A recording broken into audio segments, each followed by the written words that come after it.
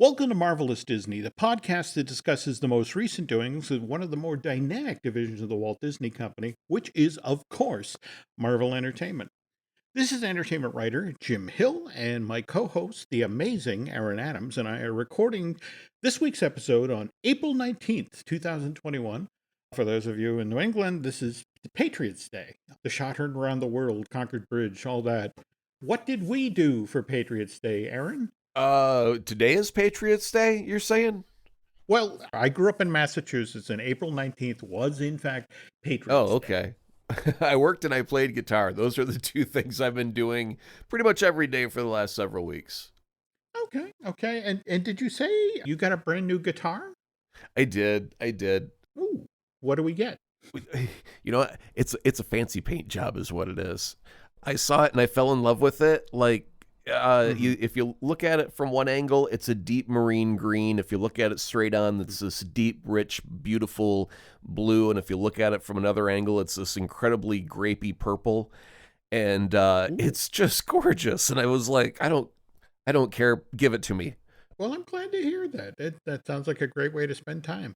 So today, I personally spent 2 minutes eyeballing the brand new Shang-Chi trailer, which we'll get to in a sec, because obviously other ways that people have been spending time over the past week are watching the two most recent episodes of Winter Soldier. In fact, this Friday, the 6th episode is going to drop, and I think they've absolutely been killing it with the show. I mean, obviously coming off of WandaVision, I kind of had high hopes for the show, but man, I've loved these episodes.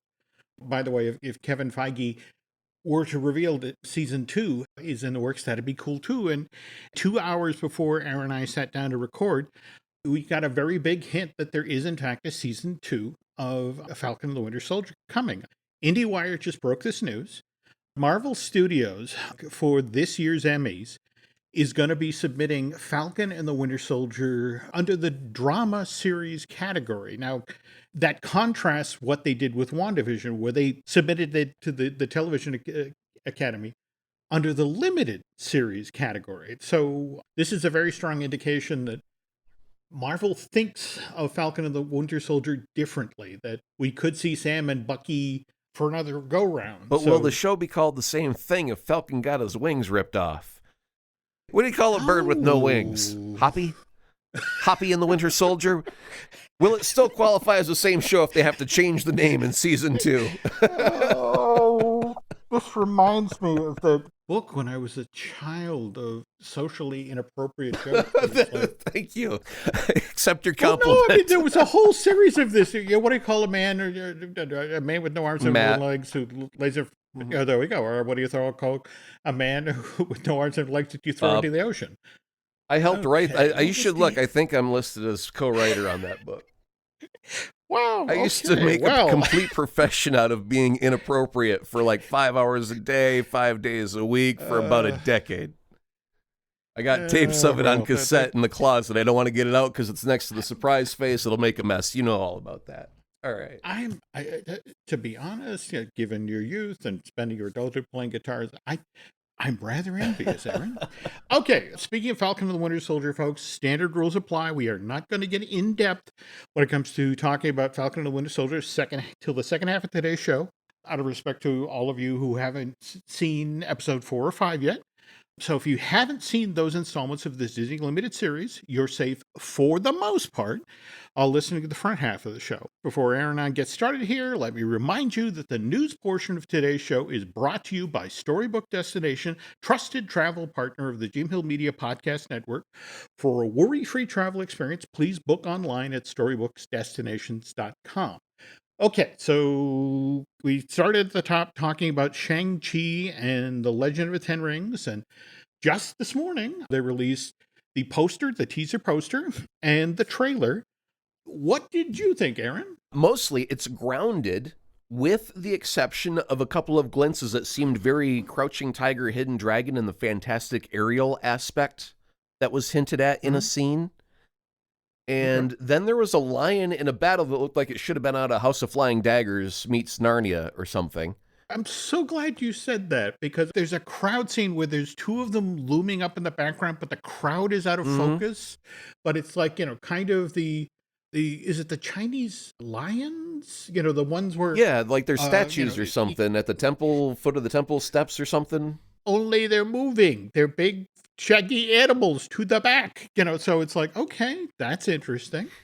Also, you sent a note earlier today, which I think is the big question. I think a lot of folks won't necessarily pick up on the first pass through of this trailer, but can you talk about who you thought we saw? Well, geez, it's so hard now because Marvel is kind of fluid with how it approaches certain things.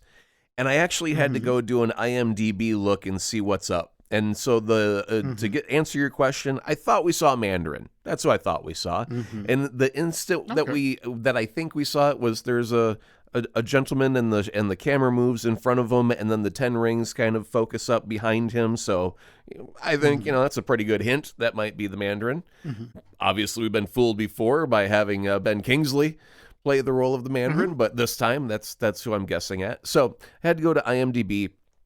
Turns out that in ye olden day of comic book, the mhm. father of Shang-Chi was Fu Manchu. However, Okay. Marvel lost the rights to that character.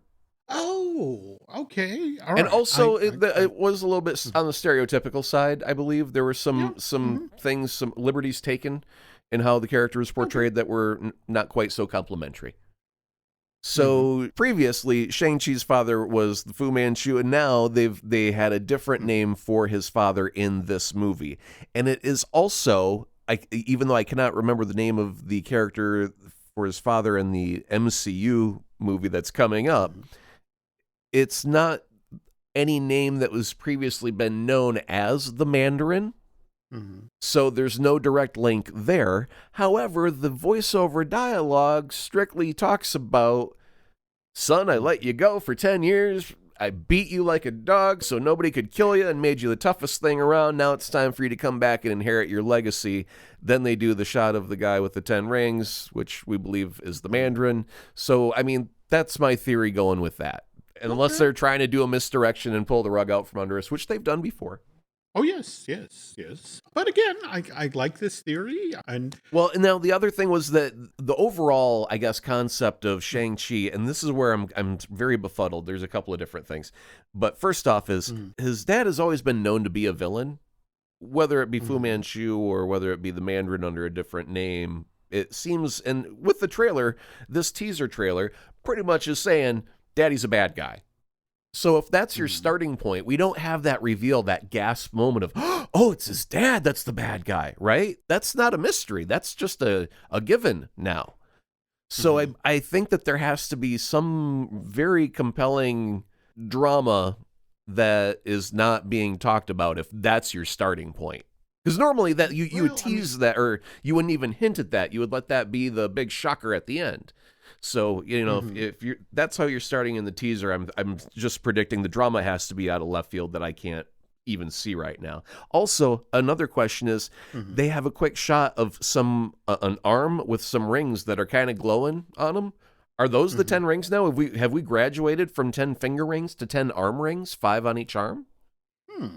Now I gotta go back and watch this thing a third time. I guess I didn't see the glowing rings. I saw Aquafina driving a bus. All hail Aquafina. She's a treasure. Back in the 1980s, Bette Midler used to be Disney's go-to girl. I mean, Down and Out in Beverly Hills, Ruthless People, A Big Business, Oliver and Company, Beaches, Hocus Pocus.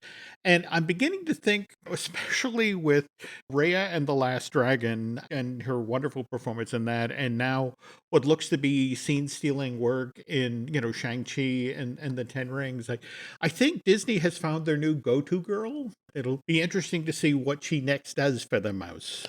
One last thing about the trailer, and I Okay. swear to God, if they manage to find a way to cram the cosmic cube into this movie, I'm going to kick a baby unicorn. Other than that, it looks mostly Okay. grounded, and I'll tell you what, the fight scenes have better be the Mhm. most blazing fight scenes ever choreographed and put to film in the history of anything. because I think the entirety of this movie is going to rely on this dude kicking ass in ways we've never even comprehended ass being kicked. I will say this. There's been a largely positive, a response to this trailer. In fact, I think the greatest compliment that was paid to it online, I saw somebody post on Twitter earlier today, can we just forget about Black Widow and go straight to Shang-Chi? Also, breaking today, we learned that Olivia Colman from The Crown is now in negotiations to join Samuel L. Jackson and Ben Mendelsohn in Marvel's Secret Invasion limited series for Disney+. I have been at home this past weekend. Nancy had back surgery, and so we're locked in the house during her recuperation and recovery for the next couple of months. So in between taking care of her, I had TBS on, and this weekend they were running Captain Marvel and Ant-Man and the Wasp, and both of these films highly entertaining, very polished productions. And I, especially now on the heels of WandaVision, really enjoyed the introduction of Randall Park's Jimmy Woo character in Ant-Man and the Wasp. But I also have to say, after having watched all the episodes of WandaVision and most of Falcon and the Winter Soldier now, I can't help but think, but as good as Captain Marvel and Ant-Man and the Wasp were, how would these stories be different if they had the luxury of time, if they could have been told over 3 hours, over several installments? I just wish that the Agents of S.H.I.E.L.D. were happening now instead of back in the vacuum days when there was nothing surrounding them. They were just kind of on their own. Because they could link all of these, they could be the spine that links all of these various stories together by showing up of, oh, there's an emergency out over in Westview. Let's go see what it is. Oh, it's Wanda. Oh, there's a thing going on over here. What's that? Oh, it's Bucky and Sam on an adventure. They're the support team. And I think that they really could have been so much better used. But, well, I mean, we got a wonderful S.H.I.E.L.D. story on its own. Yeah. So Yeah. we'll not look the gift horse in the mouth. No, Nay. I still want to see more Clark Gregg. And obviously, no one's better than Marvel Studios at keeping secrets. That's why, light spoiler regarding the Falcon and the Winter Soldier here. What I loved about this most recent episode 5, was Julia Louis-Dreyfus just sashaying into Falcon and the Winter Soldier as Valentina Allegra de Fontaine. And again, I did my due diligence, Aaron. Supposedly, this character is Madam Hydra? She is one of the many Madam Hydras. She was not the only one to have the moniker. So, yes, indeedy, this is a specific one. Okay. But again, she just walks in with virtually, not virtually, no introduction. Right. And supposedly there's a reason for this, by the way, that did you see where Dreyfus's character was actually supposed to be introduced in Black Widow? That's been making me rather curious as to how that's going to come off. Is it like, did we tell the joke or the punchline before the joke? Or, how's that going to play out now? Because we know she exists in our MCU. I can't wait to see how she impacts Black Widow. Turns out she's Taskmaster. What if? Oh my goodness! Mind blown. No, don't get me wrong. That I love the fact that Julia Louis-Dreyfus is a Marvel villain. Oh yeah. I mean, again, that this is a killer, especially casting. after coming Great off idea. of Veep. I just love her there. That's it exactly. In fact, that's one of the things. She looks so matter of fact. So comfortable. I mean, this is a hallway in the U.S. Senate.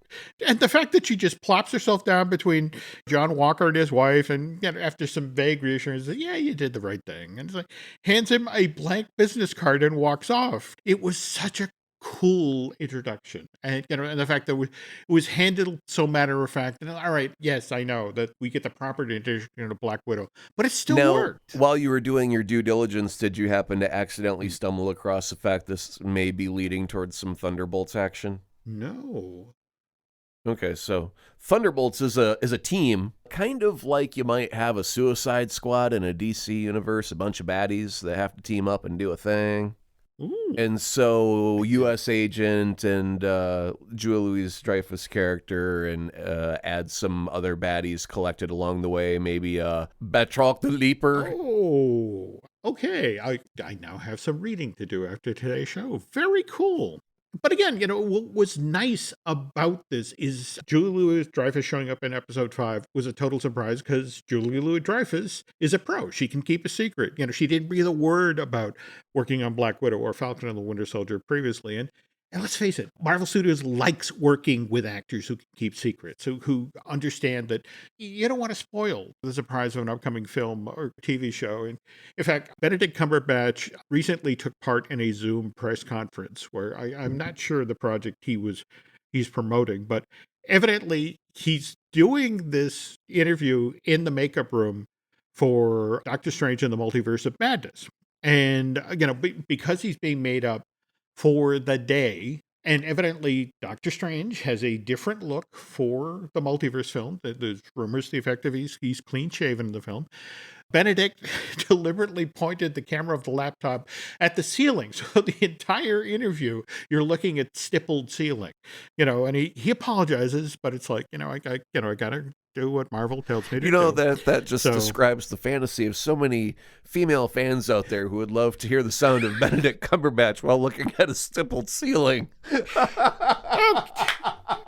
Again, remind you folks, those letters go to Aaron Adams. Also, want to point out here, a quick aside, Adam Barnhart of comicbook.com collected some great stories about the first Doctor Strange and Cumberbatch's beard in that film. And it's actually Rachel McAdams who told Marvel.com on the red carpet for the original Doctor Strange back in 2016 that he has this wonderful facial hair in the film. Sometimes it's real and sometimes it's glued on. And I hope I'm not telling tales out of school here, but if he laughed too hard and he was always making jokes, it would come off. And so again, I wanted to share that story because just because Benedict's clean shaven in some scenes doesn't necessarily mean that Doctor Strange is without his signature goatee for the whole film.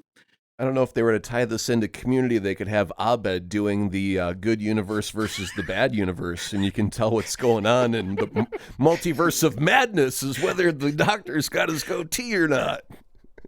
Is that too deep of a cut there? Did anybody understand that? No. I just, again, I'm blanking the name of the original Star Trek episode that started that idea. The Mirror Universe, or I don't know what the name of it was, but we just call it the Mirror Universe episode. No, that's it. I think that's it. But we're dealing with the villainous Spock because he's got goatee. That became the go-to. Like, we're in the villain universe because they were. So villainous Strange is clean shaven because ours has got the goatee. It's very, very difficult. There we go. So this is Benedict. He, like Julia, plays by the Marvel Universe. Whereas Christian Bale, who has a lot of experience in the DC Universe and worked in the Batman movies, kept a lot of secrets. I don't know if you saw this past weekend. Bale took his family to Australia's Palm Beach, which is about an hour away from where Thor: Love and Thunder is being shot in Sydney. To give the guy credit, he's driven an hour away from where the movie's being made. Maybe he thought he'd be away from prying eyes. Unfortunately, that wasn't the case. Someone with a camera, more than likely someone with a camera phone, saw Bale and his family during the visit to Palm Beach, which is why we now know that the look of Gore the God Butcher, the character that Bale will be playing in this Taika Waititi movie, for some reason requires Bale to shave his head and to look exceedingly thin. A Christian will do this for a role, either put on weight or lose a lot of weight. Does that line up with what you know of this character? It neither lines up nor does not line up with what I know of this character, for I know absolutely nothing of this character. Okay. That's a good answer. I'll take it. Okay. So, but again, I kind of feel bad for the guy. You're trying to do something nice for your family, it could be one of those things. I know, like Doug Jones, for example, has to shave his head quite a bit, mainly because he's covered in prosthetics. So it could be a thing where he's gaunt and thin and shaved like a baby newborn because they're going to be applying many, many prosthetics over top of him. The gentleman who played Thanos in Josh Brolin. And there we go. I mean, if you see him on set, he's wearing a motion capture suit that, does have a hood. And just because Thanos was bald, he didn't have to shave his head. So yeah, but that was a complete CG reconstruction. There was nothing of Josh Brolin that was used except for his voice. They did capture his face so they could, map something over it. But I mean, if you're going to go with prosthetics and glue a fake headpiece on top of someone, Mhm. I mean, the one good way to answer it is I can just go look up a picture of the dude and see what the heck he looks like and see if he's a bald-headed guy or a That is an excellent point. That I did not think of that. In fact, what's so funny is if you see the pictures of Josh Brolin on the set of Endgame, that there's this little thing that they put, up behind his neck that it extends, his height about 2 feet, and there's the equivalent of a ping pong ball up there, and they kept having to remind the actors, it's like, yes, Josh's face is here, but Thanos's eye line is up there, so be sure when you're acting with him to look up there. right. The closest, just the quickest Google image results, I'll say the Mhm. quickest I can give a shorthand to this is Mhm. Malekith from Thor 2, Mhm. where Christopher Eccleston was playing the character, but mostly in Yes. prosthetics. Mhm. Mhm. That's kind of the look they're going for here. Very, very gaunt and thinny, very, very pale Mhm. white. Almost looks like entirely nude-ish, except with like a hood and a cloak. But the rest is like a body Mhm. paint and like rather nudish, I gotta say. Hmm. So I'm Okay. gonna say we'll go with prosthetics as the answer on this one until we see otherwise. Okay. Duly noted. Okay, so again, Benedict turns the laptop to the ceiling, and Christian accidentally, by taking family to the beach, kind of reveals what Gore the God Butcher looks like. And then there's Alfred Molina. He's like, "Hey guys, look at this bag I've got. It's got some cats in it. Let me show you." Meow, meow, meow, meow. Oh my God, who let all these cats out of the bag? Alfred. Womp womp womp womp. Uh, that pretty much sums up the exclusive interview that Alfred did with Variety this past weekend, which totally blew the doors off of Doc Ock being in the Spider-Man, No Way Yeah. Home. This story by Kate Arthur, wonderful interview, well worth going out of your way to read the full thing. It starts off with Molina talking about the level of security on the Spider-Man No Way Home set. It's like, when we were shooting it, we were all under orders not to talk about it because it was supposed to be some great big secret. But it's all over the internet. I actually described myself as the worst kept secret in Hollywood, and it just goes downhill from there, folks. Alfred was actually out doing publicity for the Oscar nominated film Promising Young Woman. And he was asked by Kate to the effect, what's it like to be back playing Doc Ock after all this time? It was wonderful, he said. It's really interesting going back after 17 years to play the same role, given that in the intervening years, I now have two chins, a waddle, crow's feet, and a slightly dodgy lower back. I have to say, I already loved Alfred Molina before this interview. With my own double chins and waddle and crow's feet, I love this guy. Well, Doc Ock has always been a little bit on the portly side anyway, so I think he's actually fitting more and more into the character than he ever has before. By the way, after this interview, Alfred Molina was never heard from again. Marvel could not be reached for comment. Go ahead, Jim. Well, okay, so I love the illusion of your bag of cats because boy, did he let them out. It's like, for example, what is Doc Ock doing back in the Spideyverse? Because remember, the climax of Spider-Man 2, we see Molina's character redeeming himself by making a heroic sacrifice. He seems to drown in the East River as Doc Ock pushes his arc reactor, and they sink down into the depths. And Alfred, to his credit, wondered about this too, only to be told by Spider-Man No Way Home director John Watts, in this universe, no one really dies. According to this piece that Kate Arthur wrote for Variety, Doc Ock's return to the Spideyverse will key off that exact moment in the river from Spider-Man 2, which I just think is a fascinating story idea. But then Melita goes on to talk about John Watts. Since it's been 17 years since he last played Doc Ock in the 2004 Columbia Pictures release, well, Alfred was worried that he's 67 years old now, and that no one is going to buy him now as a Marvel supervillain, which causes Watts to laugh. And John then replies, "Did you see what we did with Robert Downey Jr. and Samuel L. Jackson? which again, obviously referring to Downey being de-aged via CG in Captain America Civil War, and Samuel Jackson appearing as a younger version of Nick Fury in 2019's Captain Marvel. What's so refreshing about this interview is you so rarely get people who speak truthfully when they're talking to the Hollywood press. Because Molina, in this conversation with Watts, isn't really convinced when it comes to the CG de-aging. And it's like, he's like, did you see Martin Scorsese's The Irishman? I mean, they made Robert De Niro's face look younger, but when De Niro was fighting, he still looked like an old guy. And it's like, that's what's worrying me about playing Doc Ock again. I don't have the physicality I did 17 years ago. That's just a fact.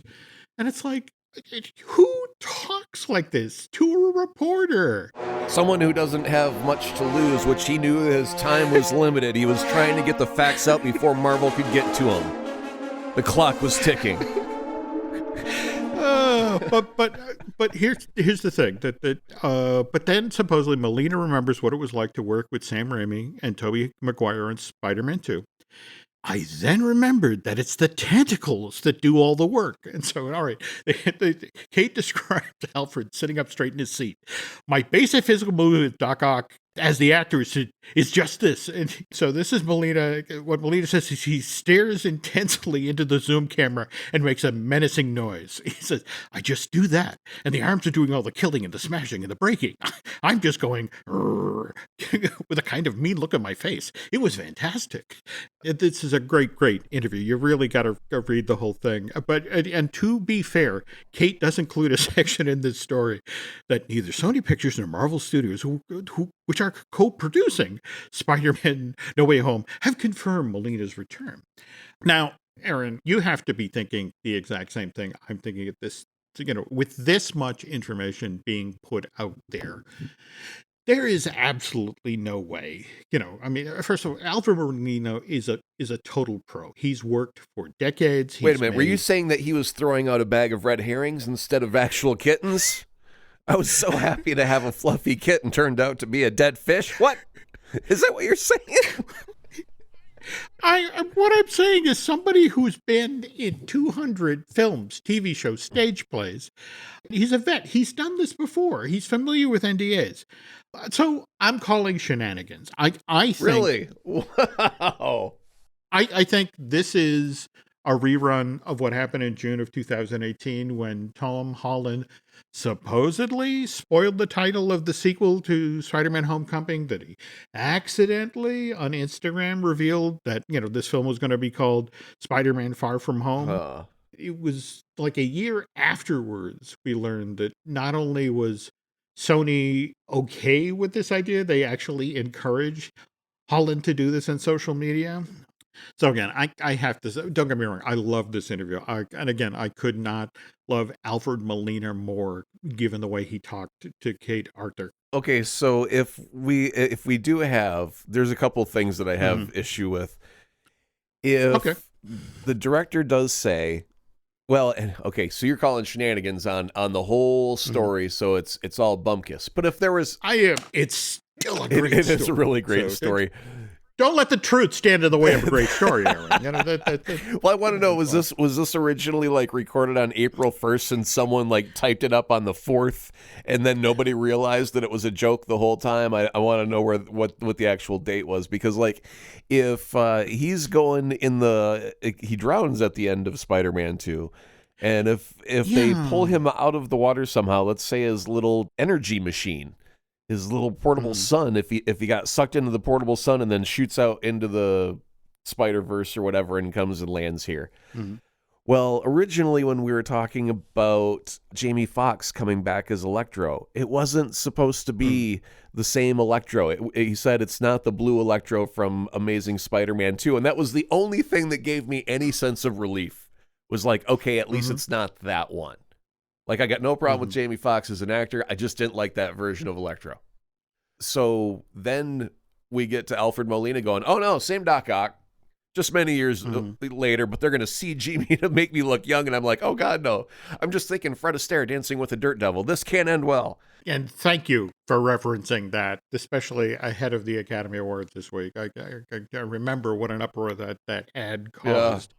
Yeah. I have concerns, but for a different reason. I love Spider-Man 2. I loved Doc Ock's in the final moments, sort of gaining control of the tentacles and being the hero, redeeming himself. Yeah, that's it exactly. And I want to see Alfred Molina play this role again, but I don't want to undo the heroic sacrifice. I don't want him to become the villainous Doc Ock again. I see. Now, in my mind, the only way that it makes sense is like we can have multiple Doc Ocks, multiple Electros, but like Tom Holland has to be the only Spider-Man. Like those would be his natural enemies from different universes, because it just doesn't make sense if you have three different actors playing the same Peter Parker character, but then you say, but in all different universes it would be the same Electro, would be the same Doc Ock. That mathematically doesn't quite make sense. So it's just like, I just want Tom Holland to be able, it's like, I don't, and then if Doc Ock just shows up from a different universe somehow mysteriously and they don't explain it, they just say, whoop, he was in a different MCU. I mean, we understand now that we've got a multiverse working, so don't even tell me how he got here. I don't even want to know. I'll probably get angry if you do try and explain it. Just put him on the stage, let him be mad crazy for whatever reason, and you don't have to link directly to 2 then. You can just have a fresh new experience of a different version of Dr. Octopus who didn't have the exact same outcome as what we had in Spider-Man 2 Sam Raimi 2004. Then all of a sudden, I'm okay with everything. But if you bring in Andrew Garfield, I'll go, I didn't like that Spider-Man. He was arrogant and cocky and not the Spider-Man that he should have been. And Tobey Maguire I liked very much, but he doesn't want to play in the thing with unless they throw sacks of money at him. So it's just like, nope, I just give me Tom Holland, throw everybody else in the stage and don't explain it. Okay, no. Speaking of Sam Raimi, did you see that Sam's latest movie for Marvel, Doctor Strange and the Multiverse of Madness, is supposed to wrap production this week? Another demonstration of how good Marvel Studios is at keeping secrets. There was a tweet back on April 16th from Kevin Feige where he said, I'm here in London on the set of Doctor Strange for our final week, and Lizzie is here, having worked nonstop from having wrapped WandaVision to stepping right into Doctor Strange 2, and Lizzie as in Elizabeth Olsen. And not a picture is leaked out. We don't know what she looks like for this film. There are folks who work for Marvel who know how to keep it a secret. Back to Sam Raimi now. This is the story that's been bubbling up in the trades. As the story goes, Aaron, now that they've got Sam back in the fold, Marvel Studios, especially the Kevin Feige version of Marvel Studios, doesn't want to let Raimi go. So supposedly, Sony, Columbia Pictures, and remember, they're looking big time to expand their Sony Pictures universe of Marvel characters. Again, I know that's your favorite, Norwegian word. They supposedly now want to make Spider-Man 4, as in a continuation of the Spidey series that starred Tobey Maguire and was directed by Sam Raimi. The kicker for this rumor that this Spider-Man 4 that they're talking about making at Sony, Columbia Pictures, supposedly builds off of something that happens in Doctor Strange and the Multiverse of Madness rather than Spider-Man No Way Home. So, your thoughts? Excuse me, I had to pick my jaw up off the floor. It's hard to talk without a lower portion of your mouth. As I was going to say, I should just bleep this out for the next 30 seconds. Okay. All right. Little audio engineering there. Okay.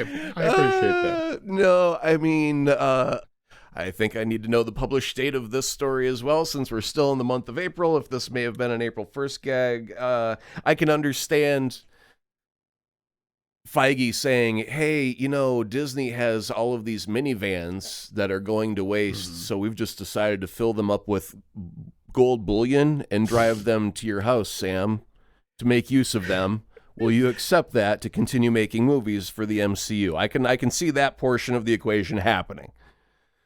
The next part where we get Tobey Maguire to come back, and you remember how you wanted to do Spider-Man 4 with the lizard, and Sony said, go to hell. God. And then they did that in The Amazing Spider-Man, and now I want to create a Spider-Man 4, and it's exactly not the idea that you wanted to do, because that already got on. So what exactly was this conversation they were having? What's the new idea outside of, like, we're going to have an older Tobey Maguire, so we're going to have a very adult Spider-Man? Mm-hmm. Is he married to MJ? Is he divorced like he was in the version of Into the Spider-Verse? What's his drama? What's the point? And isn't Doctor Strange supposed to close this multiverse of madness and stop all this nonsense? I just get the sense that so many people at Marvel Studios are seeing the things that are coming out of, like, WandaVision and Doctor Strange and the Multiverse of Madness. And more to the point, you mentioned the wonderful Peter Ramsey animated feature, Into the Spider-Verse. There's just so much raw potential there for stories that don't have to necessarily link right up with the MCU. That was the thing with Shang-Chi right there, was I could not see any link at all to the MCU, and I was like, oh, this is fresh and new. Simply because Shang-Chi seemed so far to have absolutely no connection to the MCU outside of the Mandarin character, which was hinted at in Iron Man 3. That's what I'm excited about, is it's just different. One might argue the same thing about the Eternals. But when you factor in Sony Pictures supposedly wanting to expand their own Spideyverse, so to speak. Well, that's going to require a contract renegotiation, right? Because last time that they negotiated, we were supposed to get was it the last movie? No Way Home is the first one. I don't know how many was he supposed to be in team-ups, and then one extra one after that, and then we got to renegotiate the contract? The initial conversation I had, and somebody, I can't really reveal my source, is going to go dig through the files and get back to me on it. But again, the notion was that Sam Raimi did have a contract with Sony Columbia Pictures to make Spider-Man 4. And that supposedly there may be language in that deal that if it's Tobey Maguire playing Spider-Man and it's Sam Raimi directing it, this property all by itself exists in a legal space where it's like, well, we are finally honoring the terms of this contract that we had back in the mid-2000s. Okay, now wait a minute. Hold on. This is a completely different scam. Is this going to even count as part of the Tom Holland movies, or is Sony just going, hey, we've got the ability to just create wholesale brand new Spider-Man crap that has nothing to do with the MCU, and therefore we can do whatever we please? That's supposedly, in fact, that it's interesting you bring this up, because that's supposedly how the Into the Spider-Verse film, because remember, we've got 2 in the works for 2002. That's kind of the thinking. It's the effect of the Tom Holland thing is this thing, on very separately. Spider-Verse is another thing, and the notion of going through the files and finding, hey, the terms of the Sam Raimi, Tobey Maguire thing potentially apply, today. Okay, so I got a message for our friends at Sony. I have a rolled up newspaper here. I'm going to swat you on the nose and say, stop it. Bad. Stop it. Stop it. One more time. All right. Okay, speaking of stopping, folks, we need to take a break here for an ad or two, but when we get back, Aaron and I will talk about episode 4 and 5 of Falcon and the Winter Soldier. This podcast is brought to you by Carvana. Carvana lets you buy your next car on your terms. Explore a massive inventory online, filter for what matters, and find your perfect match. Then choose delivery to your home or pick it up at one of Carvana's iconic car vending machines. Every car also comes with a 7-day money-back guarantee, so you can make sure it's the right fit. Buy your car on Carvana. Delivery or pickup fees may apply. Limitations and exclusions may apply. See our 7-day return policy at Carvana.com. Carvana. This episode is brought to you by LinkedIn. Psst. Healthcare pros, word's out, and it's too good to keep quiet. Look, LinkedIn is revolutionizing job hunting, making it possible to search by specialty, shift preference, and salary. Endless scrolling is out. Whether it's a mental health therapist or dental hygienist, finding the perfect role is faster and easier than ever. Head to linkedin.com/healthcare and start your search today. One last quick story before we jump into talking about the most recent episode of Falcon and the Winter Soldier. In fact, we were just a second ago talking about the Eternals. That's still due to arrive in theaters November 5th of this year. Early this month, it's the Sundance Collab. Dylan Tincher and Craig Wood, these are the gentlemen who are editing the Eternals while Chloe Zhao, the director of that Marvel film, was actually off working on Nomadland. And Aaron, isn't it crazy that she literally went from working on this Marvel Cinematic Universe to straight into what is now supposedly the one of the stronger candidates for, and in multiple categories, mind you. Have you seen for the Nomadland? Academy. Not yet. If you've ever wanted to see Frances McDormand poop in a bucket, that's your chance. Make sure you bring the kids, the youngins. They'll appreciate that. Okay. That's. Hey, isn't that lady from Fargo pooping on a bucket? Well, yes, it is. Yes, it is. Well, I am now reluctant to move forward with Dylan and Craig, and they're describing the process of editing, not navigating. But here, they talk about working in the Eternals. It's like, we did the whole first cut without much input from Chloe in terms of takes or this or that, but that's why we were hired, for our creativity and our experience and our sense of humor. Just to be clear here, Chloe edits her own films and she has very strong opinions. The things that she wants to tweak, we tweak, but by and large, she really relied on her experience and point of view. And they prepped the first cut of the film and they showed it to Chloe, and only then, she began working on the film. And in fact, remember we did that story about the reshoots for the Eternals. And that might then plug into what we heard there. Oh, wait, did Zack Snyder take over that movie as well with reshoots? Is that getting extended as well? No. Just quick side note to DC Universe fans out there. Mm-hmm. The Flash began production today. So going to be interesting to see how that one turns out. All right, so now back to Falcon and the Winter Soldier. First of all, Aaron, before we get started here, can I say no disrespect to Anthony Mackie for his work, Sam Wilson as Falcon or Sebastian Shaw as Bucky Barnes, the Winter Soldier, but isn't Wyatt Russell just killing it as John Walker? Oh, he's so fun to hate. Well, that's it exactly. I mean, you're just this super dedicated soldier who, obviously really wants to deliver the goods as the new Captain America, but in spite of his own best efforts, keeps getting in his own way, keeps making bad calls, keeps tripping up until, of course, in episode 4, that ending, the Right. ultimate bad call. I mean, oh my God, The weird thing is he's usually saying the correct words that a hero would say in that moment, and the tone is fine, and it's like he's really, really trying to be the good guy, and he still manages to be very hateable. I mean, if you were to just give any actor a piece of paper and read that, they could read it like a hero with a chiseled jaw and be very sincere about, what they're doing. You've got to really be able to look at the words and find some intent to make it dripping with, I want to slap your little mug back and forth all day long, right? Because the words are, it almost sounds like, something that Cap would say most of the time. It's just you got to read them differently to get that, I want to just throttle you type of response out of the general public that he's getting. Speaking of which, one of the things I find fascinating about Falcon and the Winter Soldier is that even though Chris Evans has never appeared in this thing, his take on Captain America looms so large over this drama series, hopefully season 2 to be announced soon.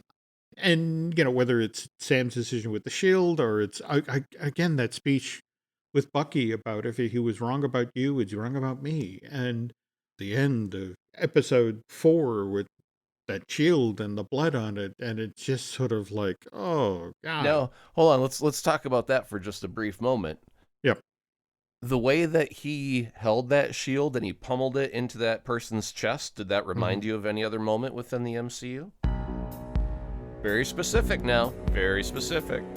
Ooh, okay. It's not ringing any bells, but I want to hear this insight.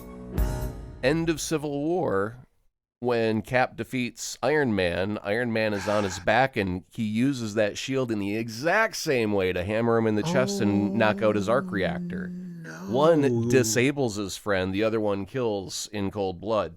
Same move, different results. Holy cow. I didn't. Yeah, even now the weight of that comes a little bit harder, doesn't it? When you compare the two side by side. Wow. Yeah. There's a lot of things, like my wife was like looking at him using a gun with the shield and was like, Cap wouldn't do that. And I'm like, first movie. There when we go. he was in the war, he came out with the pistol and the shield up. And yeah, he used to do that in ye olden day. But that's the interesting thing. Over Chris Evans' run as Cap, we saw him evolve. We saw him question the system. And in a weird sort of way, come back around, but with Also a more be put on trial, so to speak, as well. There we go. There we go. And the weird part of it is you can kind of understand how Walker wound up doing it. I mean, we saw his longtime partner, Lamar Hoskins, Battlestar, get killed by Carly Morgenthau, the leader of the Flag Smashers. And we have to remember that John also, we never saw him do it, but clearly the super soldier serum is surging through his veins. And all that made me think of was that great speech from the first Captain America movie, the first Avenger, where Dr. Abram Erskine is talking with Steve Rogers. The thing about the serum is it makes you more of what you are. And so Walker is already showing signs that he's kind of unstable. He's not handling the pressure of being Captain America really, really well. But to do what he did, to kill a man with the Captain America shield, but now that you remind me of the Iron Man thing in Civil War, holy cow. Oh, yeah, there's a lot of parallels that I find between what they're doing with U.S. Agent John Walker, I still can't call him Cap, and Captain America, simply because I think to compare and contrast and say the sky is really only a hair's breadth away from what Cap went through, top to bottom, really. And he's making pretty much similar choices, and he's doing similar things, but you still got to hate him. That's the way that he's going to play out. And that's fine, because he's doing such a good job being a lovable villain. I love a villain that you can really sink your teeth into and go, he's not just being, he's not trying to take over the world. He thinks he's doing good. And that's villains don't wake up in the morning going, I'm going to go do evil. Well, in contrast, if somebody just laid the key ingredients of Falcon and the Winter Soldier out in front of you and you saw, okay, so they're bringing back Daniel Brühl to play Baron Zemo again, without knowing anything about the project, that's our villain. That the exactly Zemo gets right, out. yeah. And what they did with this character in this limited series, every time Zemo is on screen, I don't know what this guy's going to do. He's almost like our Hannibal Lecter. We're going to him for advice, and he could bite your face off. Yeah, and it's just sort of like when they're the Wakanda guard. In fact, we have to talk about that scene in the suite where the Wakandan fight scene. Oh my God, where he's got his shield, he's Captain America, he's going to take out these women with their spears, and they hand his ass to him. Yeah. And just to watch Zemo just casually get up, step into the bathroom, and disappear. The whole time he's always he's 10 steps ahead of everybody. Yeah. But then that scene at the Sokovia Monument. Well, first of all, I want to go to the Sokovia Monument now. The memorial. It looked nice, the front of the lake, and it was a nice sculpture. It's like, I want to go to this. But his conversation with Bucky, by the way, I crossed off my name in your book, before the Wakandans march him over to their jet and going to take him back and imprison him there. But wonderful performance. And again, just so unexpected as a story element. But at the same time, there's other stuff going on that hopefully will pay off down the line. In fact, I forget who it was who said, by the way, you paying attention to Joaquin Torres, the character that Danny Ramirez is playing. It is significant. When they're talking in the hangar, Joaquin asks about, Sam, what are you going to do with the wings? And he's like, keep them. because we've already seen that, Joaquin is good with tech, and he's in the Air Force, and he's supposedly going to be the next Falcon. Is he going to get a new name? Or is he just you get the wings, you get the name? I don't know. I'm just told from friends at Marvel, it's like, we like this actor, pay attention to him, and, he's a great actor. I do enjoy his performance very, very much so far in the show, and I could actually see him holding his own on the big screen with all the other members that have been out there thus far. Mm-hmm. I'm just wondering, well, then, is Sam going to end up being truly just Captain America? And if he's not an officially sanctioned Captain America, then, well, that's going to create a whole bunch of kerfluffles, because we got the Sokovia Accords still, and, they're pretty not okay with you just going, hey, I'm going to go superhero over here and do things. So that means that he's working outside of the system, possibly, maybe, I don't know. Well, face it, there was that lovely throwaway line that Valentina did about the shield. It's like, the government doesn't own it. It's kind of a legal gray area. Right. So that's in there. But also, let's talk about what got set up toward the end of episode 5. We saw Carly Morgenthau, she's in a park. We've, seen her meeting with groups of folks before. And she's meeting with the gentleman who has a box full of weapons. And then at one point, the camera tilts up and... Hold up, wait, back up. The guy with the box full of weapons. Right. Do you not recognize him? Did I mention I've been in and out of hospitals all the way? Oh, no. That's fine. That's fine. I'm going to link you all the way back. This is how the MCU does you sometimes. When there's so many damn details, you can miss a thing or two. Okay. What did I miss? The guy with the weapons is the guy who was on the airplane in episode 1. That was Batroc. Batroc is also the guy who fought Captain America in the very, very, very beginning on the boat of the Winter Soldier. Batroc the Leaper is the comic book character name, but he's a longtime villain. Mm-hmm. He was kind of like a throwaway character when he showed up on the boat, and nobody really knew who Batroc was at that instant. The general public didn't, and even a lot of hardcore Marvel nerds weren't terribly familiar with him. Mm-hmm. But when it was like, who's this Batroc character? And they go, oh, he's an actual little known character. And then people go out and they find a comic book, they read about him, he becomes kind of popular. So they brought him back for Falcon and the Winter Soldier. I was excited to see him on the airplane, like, oh, cool, they brought back Batroc. I never expected that. And then they have brought him back again. So he is a little villain in the Marvel comic book universe for a very, very long time. And his main gag was he just kicked and flipped. And so this guy, I think the actor is like some sort of MMA fighter kind of guy that does kicks and flips. Quick question, because again, what's been interesting social media wise is, of course, there's been all this talk about the power broker. Right. And the fact that, there were a number of folks who was like, well, wait a minute, here's Dreyfuss's character coming out of the blue. Is that the power broker? But there's that one little scene in episode 5 with the Sharon Carter character where she's on the phone and basically berating somebody that She's berating Barack, by the way. I had to go back and play it because I didn't understand the language, so I turned on the subtitles and it says Batroc speaking French on phone. Oh, jeez. So she is? So she set him up with, what's her name, the villain terrorist girl, to bring the explosives or whatever he brought. Sharon arranged that meeting to happen in the park.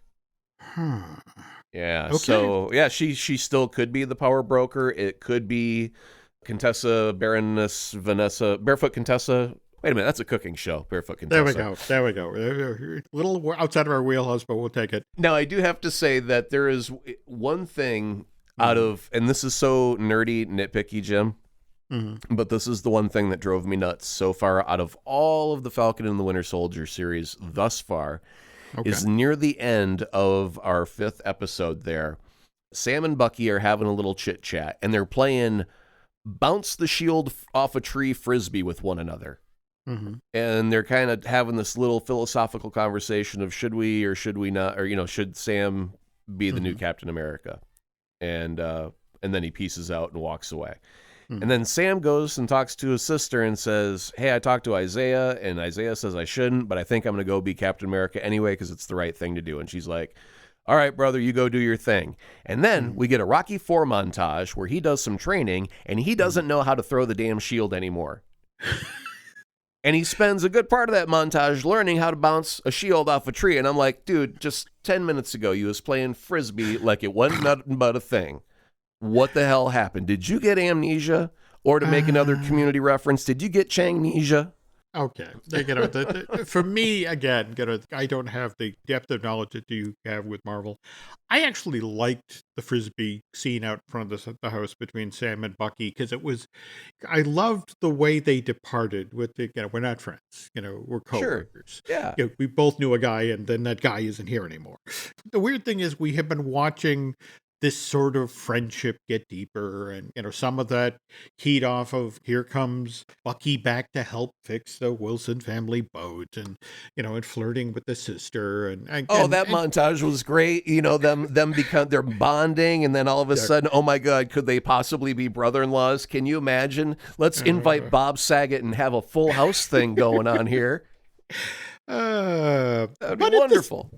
But at the same time, the notion of watching Bucky watch out for Sam, that wonderful moment at the Sokovian Memorial where they're walking Zemo to the thing to take him back to Wakanda, and the guard basically tells you should make yourself scarce in Wakanda, the seeable future. It's like, and Bucky still says, I have one favor to ask, and that favor clearly was the suitcase on Sam's bed that he opens and looks at significantly. So, I guess we have to wait to episode 6 to find out about, or for that matter, that it's a new costume. Come on, it's a new costume. Of course, costume. I know it is, but it's like same thing. Is this a falconized version of Captain America? Or is it just a Captain America outfit and he's working with the Shield? Because face it, we've set up that we've got the GRC Council about to be captured or has already been captured, and then we have that mid-credit sequence with John Walker clearly kind of going around the bend, making his own Captain America shield. And you guys at Comic-Con, I am going to be so badass because I got some cardboard and I cut it into little circles and I put aluminum over it, but it's really hard aluminum, guys. It's not just like your standard tinfoil. This is the good stuff, okay? And oh God, it's going to be so pimp. You guys are going to be so jealous. So jealous. Okay. So I want to know what it's made of. That's all I want to know. It's not vibranium. No, it's not, but it does have his medals that, the U.S. government gave him. Bronze? Is that, is that going to stop anything? It's going to dent and chip and wouldn't go up against Thanos in no battle, I'll tell you that much, young man.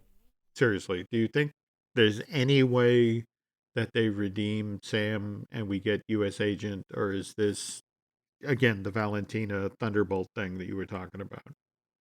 No, we need villains. We need villains that stick around. That's a thing that we usually sometimes don't have, is we got a great villain for episode 1, and then we kill him off.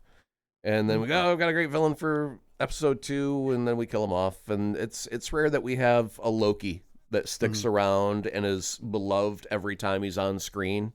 Mm-hmm. And ends up getting his own series coming up here in a little bit and all that stuff. So, I think we need more mayhem makers, and especially, I believe, a villain who believes they're doing good is what we need. And he's one of those guys that really thinks, I'm helping, guys. It's elephant in a china shop syndrome a little bit, but I get what you're going for. Well, I apologize to poor Wyatt Russell, who, as I understand it, has gotten a lot of stuff online for his portrayal of John Walker, but he's done a wonderful job. He's a great villain. And if they're going to keep him going, especially if, as we hinted at the top of the show, it looks like, there's a season 2 coming of Falcon and the Winter Soldier. I can't wait to see where this goes. Okay, a couple of quick things before Aaron and I close here. I wanted to share something that a gentleman called Matt Alorian posted online earlier today. He was referencing to this past year and 2 months or so of what we've all been dealing with the pandemic and COVID and social isolation and that sort of thing. But he actually referred to this period of time we've all gone through as the blip. And it's like, yes, that's what it is. Just we all A year lost that didn't time. happen. Yeah. Yeah, so the blip. Okay. So again, I want to credit Mandalorian. He came up with this idea that we should all embrace that. And finally, I know we talked about this earlier, but we as a people, as a world, just do not deserve Chris Evans. Did you see the story this past weekend about how Lizzo drunkenly direct messaged Chris Evans and how Chris Evans responded? Yep. Yep. The quote here, I just wanted to share this. There's no shame in a drunk direct message. And he put up the face blowing a kiss emoji. It says, God knows I've done worse with this app. And then the face plant emoji. And of course, that refers to Mr. Evans accidentally sharing pictures of a certain body part online. But the fact that he was so sweet and put his own embarrassing episode out there to sort of make it okay for Lizzo drunk. And the fun thing is, she then immediately puts out the message herself to the effect of, see, oh my God. He said her only concern was the downside of all this is I'm still not going to be able to marry him. So I read that story, Jim, and I was rather upset by the whole thing. were you now? Yes. Okay. I have sent many a picture to Chris Evans, sober, of various body parts, and he has not yet responded, not once. So I feel a little jilted, Okay. but whatever. That's just me. Well, maybe pictures now with the amazing guitar, which is green from one side and blue from another side and purple from another side. I mean, that could be a game changer. I'm just saying. I don't know. The pictures were green from one side, blue from another. Okay. All right. That's perfect end there. Okay. Well, thanks for listening, folks. Just want to remind you, we do have some other shows here at the Jim Hill Media Podcast Network. We've got Disney Dish with Len Testo. We've got Fine Tuning with Drew Taylor, Universal Joint with Dustin Fuse. Those will all be out within the next week or so. Also, folks, if you could do Aaron and I a favor, if you head over to Apple Podcast and rate and review Marvelous Disney, that would be very, very helpful. Social media-wise, you can find us on Twitter and Instagram as Jim Hill Media and over on Facebook at Jim Hill Media News. Thanks for listening, folks.